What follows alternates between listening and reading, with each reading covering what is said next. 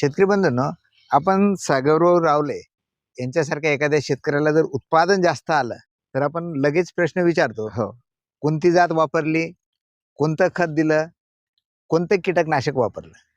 आणि बहुधा या प्रश्नाच्या पलीकडे अनेक शेतकरी जात नाहीत. नाही आणि याच प्रश्नाच्या आधारानं मग युट्यूबवर सर्च करतायत किंवा कृषी विद्यापीठाच्या डायरीमध्ये बघतात किंवा आजूबाजूच्या शेतकऱ्यांच्या शेतामध्ये जाऊन बघतात आणि मग तीच व्हेरायटी, तेच खत देतात, सगळीकडे तेच तेच चालतं. कीटकनाशक मारतात.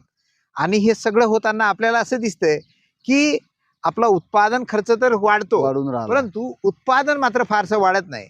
आणि निव्वळ उत्पन्न जर म्हटलं तर ते आणखीनच कमी झालेलं होऊन दिसतं. जाते.